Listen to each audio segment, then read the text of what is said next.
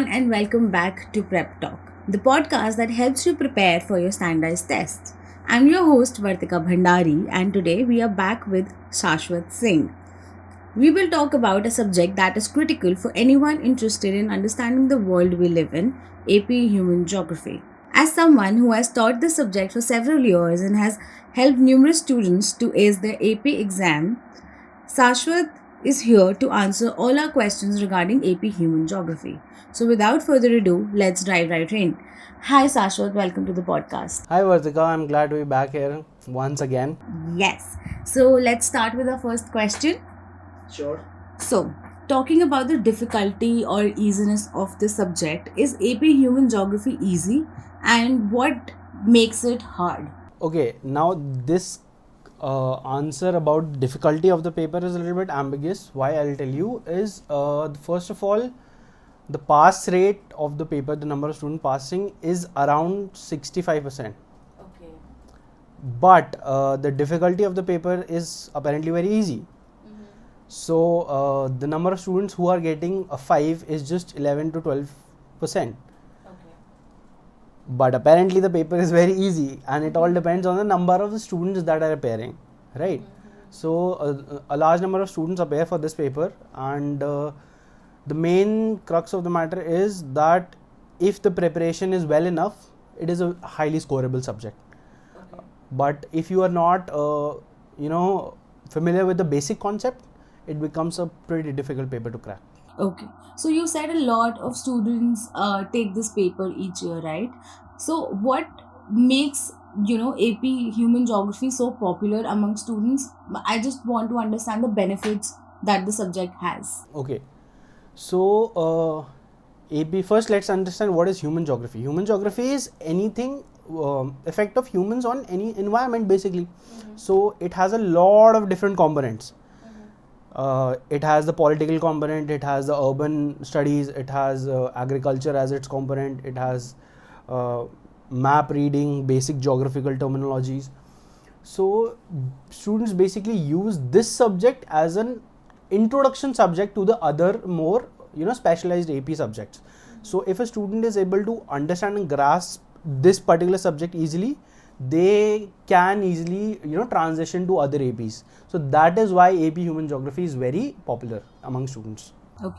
So moving on to our next question, what are some of the most important geographical concepts that students should be familiar with while preparing for this exam? Okay, so how to make you familiar with this, because this is a very different. So AP Human Geography of course has geography in it, because you are going to have geographical terminologies, how to read map, what are the various maps are there, how to interpret data that is given in the map, right? Which country, for example, there's a data about the population, which country has a higher population density, which does not, which is a lower density. So you need to understand how to read data, what are different types of map that is there.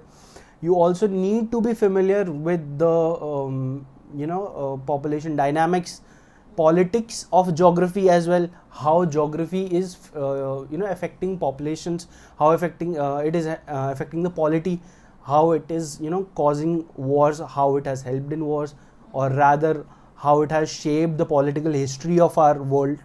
So there is a vast area of terminology. This is a subject entirely made up of terminologies, because they don't even have essays. Okay, so there are, for your FRQs, there are just 3 questions, and that is just your database. So the first question is no stimulus, that is basically conceptual. Second, they will give you one single data or one stimulus question, and you have to interpret your answers or derive your answer from that. The last question is 2 data given. So there's 2 stimulus, and then you have to derive your answer from there. So there is no concept of an essay over here.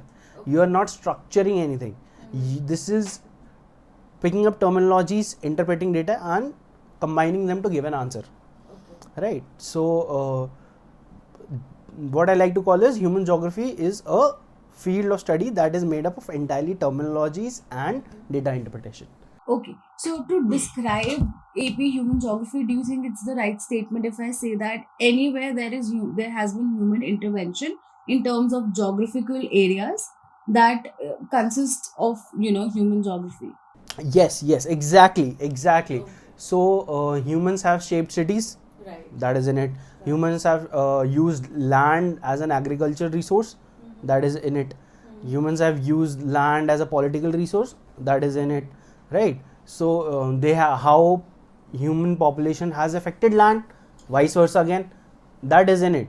So you can expect everything that human. So we call the current era that we are living in as the Anthropocene era, the era of the humans, right? So that is basically the entire study of human geography. So rightly, as you have said, that wherever humans are present, mostly we are going to study that. But heads up for the student, this is not a deep dive. This is just basic understanding of each and every concept, so there is nothing to be scared of. Okay, cool. I think that helps the confusion in a lot of students clear that out. Okay, so before we move on to the next question, you mentioned a little bit about the structure of the exam. Can you please elaborate that? That how many questions are there in the MCQ part, and how many questions are there in the FRQ, and what is the total division of time in both these sections? Okay, now coming to your exam. Your exam structure is in two sections only. There is nothing complex about it. First is your MCQ, 60 question, 60 minutes, 1 hour, finish. That is 50% of the weightage. Pretty easy. One question, 1 minute, solve it, and you are done. 60% of this MCQ portion is largely going to be your terminologies, events, major events, historical that has affected geography. Then you would have how geography has affected politics, and then you would have the basic, terms, which is correct, which is not, out of the four option, which is the most probable one. So this is pretty easier for students to do. Now the rest of the 40, there's data interpretation. That is why I said this entire paper is made up of just your terminologies and data interpretation.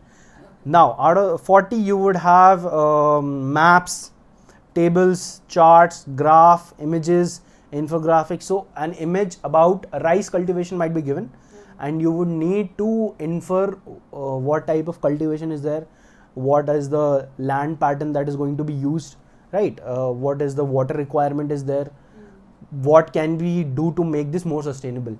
These kinds of questions come up largely. And your second section is your FRQ, and as I have already said, there are just 3 questions. This is for 1 hour 15 minutes, largely pretty much the same. Timing is just 15 minutes extra, and there you get 50% of the weightage once again. So 50-50, half the paper is MCQ, half the paper is FRQ. One stimulus, question number 1 does not include any stimulus. Question number 2 includes 1 stimulus. Question number 3 includes 2 stimulus, and that is your paper. All right, all right. So, who should take AP Human Geography? What sort of students might like it more than others? And um, like, like there are certain set of students, they pursue some kind of major, and then there are others. So, which major does AP Human Geography helps in? So, as I have said again and again, AP Human Geography can be considered the gateway drug to AP world, Okay. the AP Humanities entire. So, you are handling everything from cognitive mapping to industrial and economic development of land to political science, some aspect, to agricultural industries, to urban planning, to map reading, basic geography. You can pick up a lot of different APs through this. And if you are not going for just AP, you just want to create this subject as a base, any subject that this is related to, any humanities subject, even those of business degrees might even consider that, because a lot of your industrial and economic development have to take this AP as a consideration. So this is an open gate. Anyone who wants to can. By the way, our website has something to help you with it. Vartika, can you please explain? Absolutely. So we do have a tool called College Navigator under College Kit. So you'll have to log in into College Kit in order to access College Navigator, where you can help find out what APs go with what kind of majors and what majors are offered by different universities. So, at certain stages, when you are researching for your college, you realize that not all colleges offer all the majors that are available in the US. So, in order to do that, to understand what colleges offer what kind of major and what APs go with what kind of major, you can access College Navigator for that. So, we move on to our next question. How can students prepare for the multiple choice questions on the exam, since we know they are weighted highly, than the FRQ? Yeah. So there is just one thing that you need to remember is the creation of I prefer to make cheat sheets. Other people, I have some students that prefer to make mnemonics. So for example, you need to understand a model. A model is just a concept that some theorists have proposed. So you need to understand that model and its components. What my students do is they remember the first letter of each and they somehow jumble up and make a mnemonic out of it. A new terminology or word that they use that word to relate with that model, and they can clear that question very easily. On the other hand, I prefer cheat sheet, that I use each and every word that I have come across, write its definition, meaning whatever I know about, and then sort it by alphabetical order. Right? And then just go through that sheet once a day, practice it, and by the end of the paper, I think so you should be ready for the exam. Now, the other part, the data interpretation. Now, the data interpretation part comes with practice. That is an applicable skill. You need to solve questions for that. You need to familiarize with what the different kinds of graphs are. You need to make sure that you have come across at least 5 to 6 different type of maps, what that map is trying to present, right? You need to know how to read data of charts, because charts can also be given. Pie chart, pyramid chart, population pyramid, anything would be given. So you need to understand this. So this can only come with practice, by solving multiple time questions after questions after questions. I have a worksheet entirely of data interpretation that I give to students while they're studying, so they can solve that, and it is pretty good exercise. So we move on to the next question. What are some of the biggest mistakes that students make while preparing for the exam, and how can they avoid those mistakes? So one of the biggest mistakes that I have seen students make is they try to deep dive. They try to understand each and every minute topic, which research paper has just come up, what has this done, what is the new update, everything. So if you are chasing for deeper understanding, a more holistic understanding, you are going to miss out on the basic details. Correct? Because this is my term, this is an amalgamation of all the humanity studies. So you cannot deep dive and hope to complete this syllabus in 6 months. You will have to have I will not say surface level, but I will say grassroots level understanding of things. Okay, so that is one of the major mistakes. Second is students think that they understand the term and then they move forward. So okay, I understand what is crop rotation, and they move forward. They forgot that actual what is the definition of crop rotation. So when in paper the question they present it very tricky. Out of the 5 options, they will give 3 that you can eliminate and 2 that is nearly the same with a few words difference. And if the student does not revise his definitions properly, he is going to miss out on that. Right? I had a student, she used to say that sir, I have understood everything. So I was like, okay, good, go ahead. So when she used to give the homeworks and classwork sheets, it was filled with mistakes. So I had to make her understand. I sat her down and told her that you need to go question by question, word by word, and that is only when you are going to answer this properly. So that is what I have found, that they try to rush through it or they try to deep dive into it. You need to have a balance mid between these two. Right. Okay. I think the aspect of diving deep into the syllabus is more of an interest calling out to them, Yes, that yes, okay, yes. I need to learn, the curiosity, right?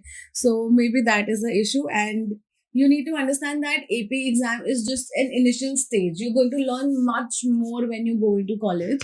So yeah, so you need to calm yourselves down a little bit, and just take AP exam as an exam that you want to go through before you go to your college.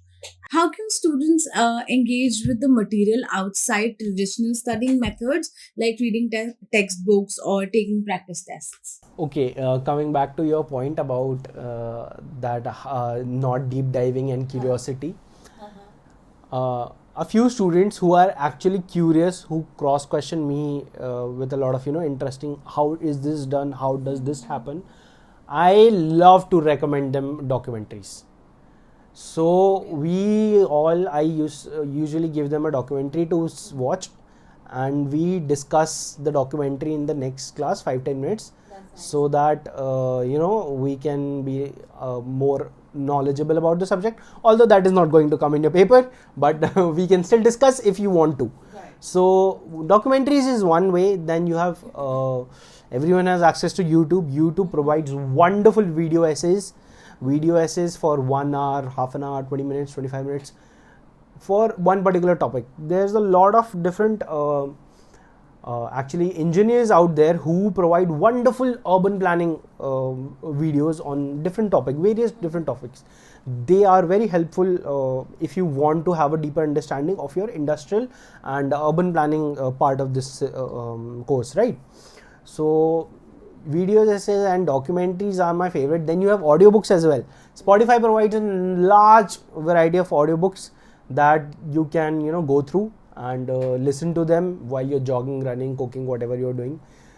So these are all the things that I recommend students who want to actually deep dive. Other than that, if you finish the syllabus on time, properly give all tests properly, review them again properly, you should be okay to give the exam.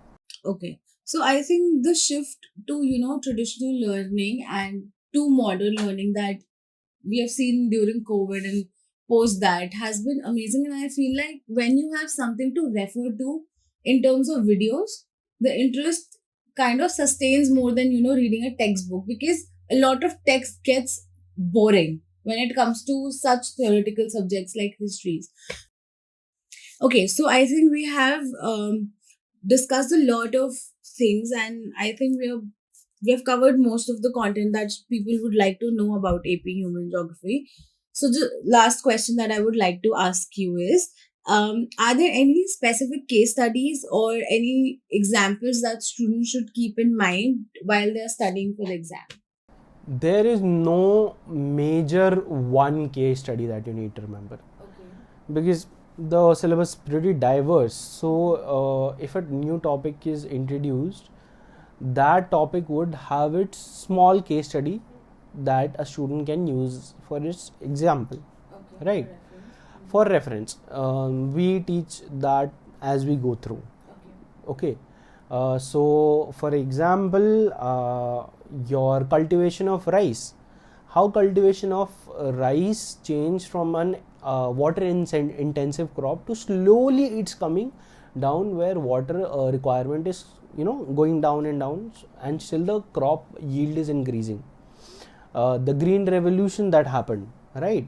Green revolution is an important milestone in agricultural human history, because that was a point where the world actually got the resources enough to feed the world. Okay.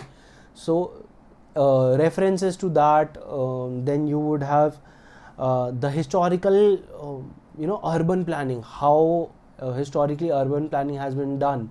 What were the main points initially? The main points was that the center of power should be at the center, basically, right?